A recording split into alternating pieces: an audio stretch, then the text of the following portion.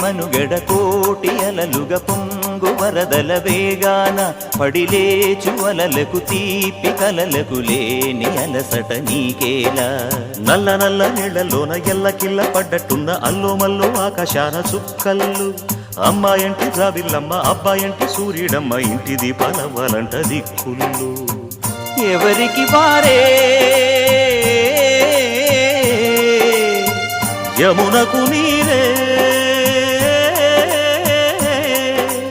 రేవు నీరు నావదంట నావతోడు రేవుదంట పంచుకుంటే గోరువంక వాలగానే గోపురానికి స్వరాల గణగణ గంటలే మోగనేలా గోపబాలుడొచ్చినాక గోకులానికి పెదాల కిలకిల పువ్వులే